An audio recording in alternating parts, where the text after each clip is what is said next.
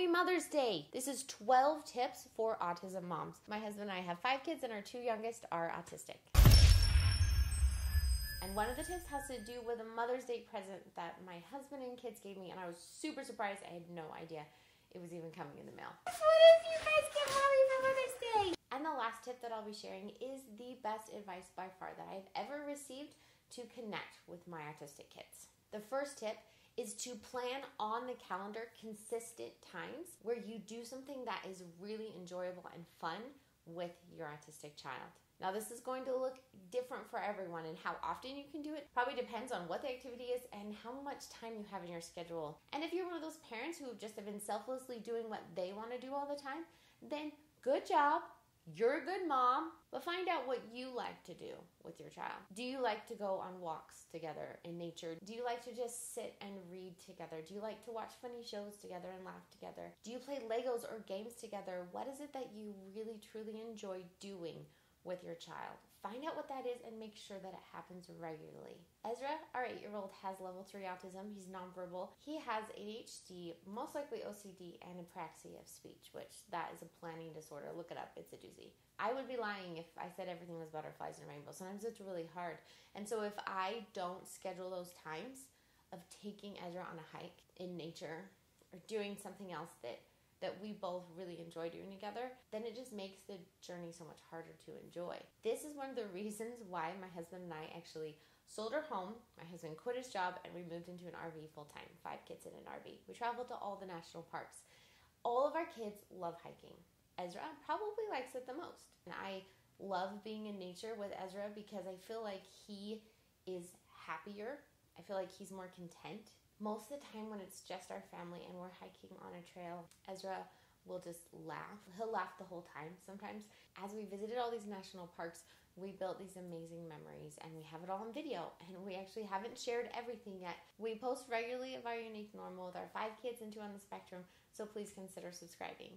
I want to build those memories so I can hang on to them during the hard times. Tip 2 is don't compare.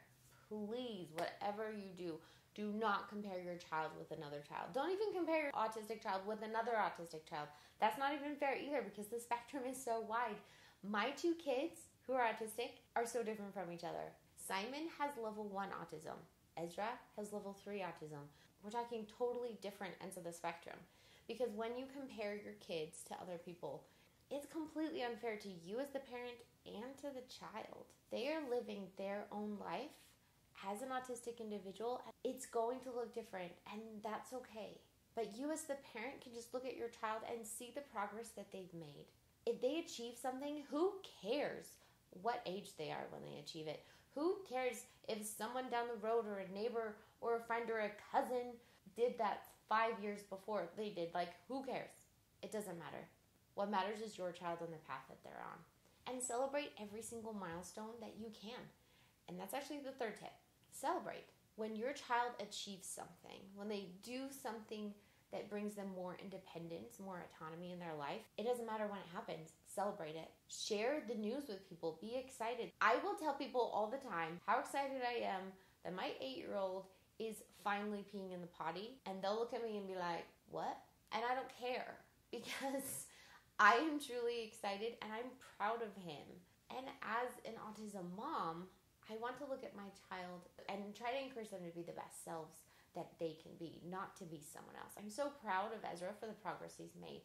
And Simon, when he was 2 years old, he had a lot of words and actually said a lot of words and sentences, but never used them to communicate. And so now that he's 4, he communicates very well. We're still working on things, but he's making amazing progress. Because there is no standard. There is no cookie cutter, oh, they have to be doing this at this time. No, your child's autistic. Give them the support they need and love them unconditionally and help them on their path to gain the most independence that they can.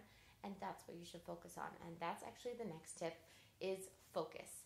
I want you as the parent to focus on your child's independence. There's a lot of things you can worry about and focus on. Believe me, I know I'm a mom of 5 kids. There's a lot of things that I could worry about. But when you focus on their own independence, then you're helping them. You're always helping them. If you focus on trying to get them to look like they're not autistic, then you're not helping them. If you try and get them to learn how to mask their autistic traits, then you're not helping them. So focus on things that actually help, like helping them learn skills, like social skills, functional skills, helping them little by little, incrementally, to accomplish the goals that they want to accomplish. And by the way, you're doing amazing. You're doing great. You are an awesome mom. The fact that you're even watching this YouTube channel, and you've been watching for a while, thanks by the way, means that you are truly invested in your child and you want to do better. And so therefore you are a good mom. So don't tell yourself otherwise. The next tip is to connect. You need to connect with other parents, connect with other autistic adults, and choose to be vulnerable by sharing your story with people you trust. Because when you feel heard and you feel seen, you're going to be a better parent for your child. And we talk a lot about this in our ASD club too, to help people like you to connect with other parents and autistic adults so we can talk about all things autism in a safe and positive way and lift each other up and increase understanding.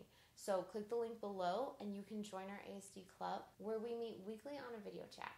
You can connect through social media outlets. I recommend finding the local ones because they're the ones who might be able to say, hey, this doctor was actually really good with my autistic son, or this dentist was really patient with my autistic daughter, and those things can be super helpful. This community and the comments that we've received have helped us and has been a huge blessing in our family.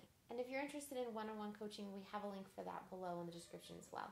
The next tip is make manageable goals. And please, perfection is not one of them.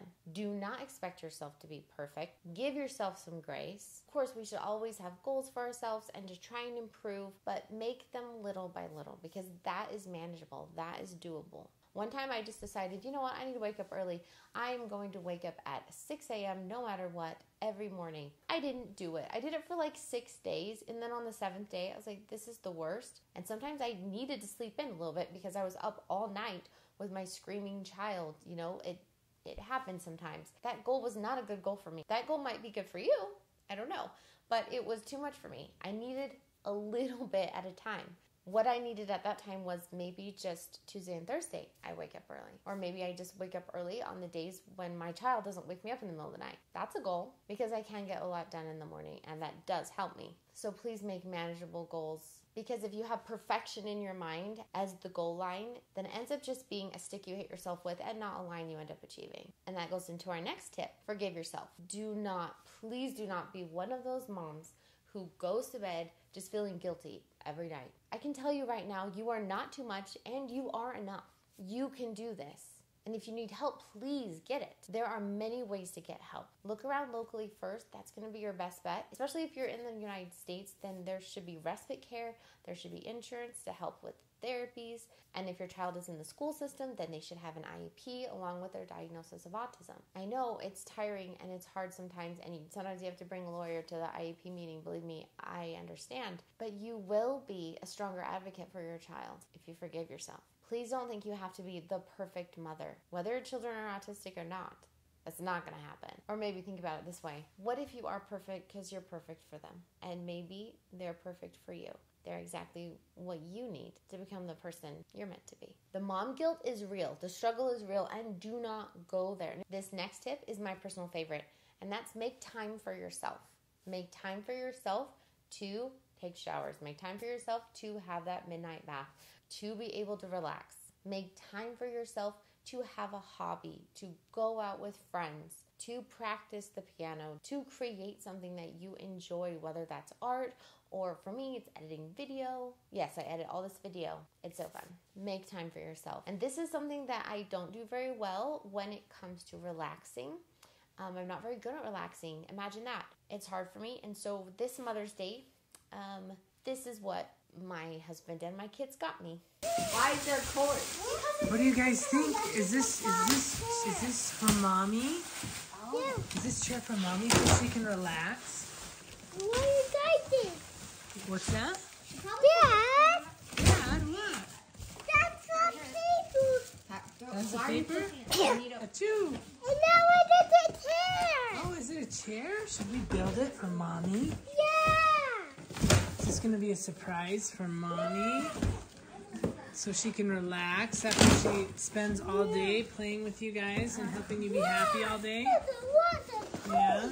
No, Ezra. What do you want to do?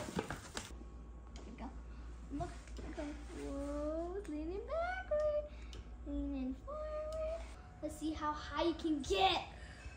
No, on my turn. No, on my. You press the up. I'm gonna fall off.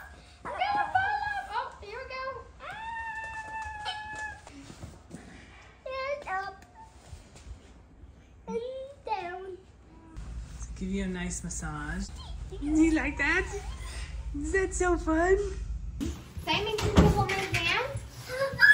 All right, you guys gonna take mommy down to see a surprise, her Mother's Day surprise? I really can't see, so tell me when the stairs are coming. Thanks for helping me, Simon. And Ezra, here Ezra too. Ezra, what is this? What are we doing for Mother's Day? This is so crazy. Okay. Whoa. It's pretty. That is pretty. Okay, what is it? It's a remote. Yeah, and then so this one makes it go up. Ooh, that's And cool. then Wait, that. I'm sitting. Okay. Comes with a pillow too. A pillow. That's nice. And it goes really high, so I'll Oh. get off. So I'm pushing it down. Okay, pushing it down. So it is a FlexiSpot Power Lift Recliner XL6. Cool. State of the art. Wow, this is cool. And then there's also a heater. There's a heater and a massager. Oh my goodness. You want to do this? Here, you do this one, Simon. You want to do that one? I'm gonna figure out this one. Oh, it goes up. Look, it's going up. And then it's gonna recline. How far can it go? Oh, now we're massaging. Simon's in charge. You like that, Simon? USB. You can charge stuff. That's cool. Nice. Charge your phone in that. Yeah. I think I could stay in this chair for a while. So relaxing. Wow. I don't know what he's pressing, but it's doing all sorts of stuff. It's like massaging my lower back and my legs. Because my legs are like massaging my legs. Nice. Thanks, honey. This is a fun Mother's Day gift. So help you relax. Yeah, help me relax. So I like how Simon's sitting here with me too. So if you needed help getting out of this chair, you could just walk out right now. Yeah, Awesome. good. It goes way up. I like the adjustment recliner. Or just like adjust to your back. I like that. That's kind of fun. And Simon really likes the remote. He likes the remote a lot. So if this awesome chair would be good for your family, make sure and check out the link in the description and you get $50 off. So yeah, that's pretty much the most ultimate Mother's Day gift. You need to let yourself relax. You need to make hobbies for yourself and make sure that you have your own identity, including the identity of being an autism mom, because it's pretty awesome. Put in the comments if we missed one. What are some tips for autism moms to help them be better moms? And the next tip actually has to do with this, and that is specifically take care of your health, your physical health. If you don't take time to be healthy, then you will take time being sick. Okay, I'm gonna share something super vulnerable. I was not planning on sharing this in this video, but here I am talking about taking care of your health, and I want to talk about my heart. I had problems with my heart during a miscarriage, and it was our 6th child, and I was 5 months along, and we did a video about it here. It's my most vulnerable video, super difficult to make. I did not want to make that video. My daughter passed away, and we were so shocked, and it was difficult in many ways. It's been a year tomorrow since that happened.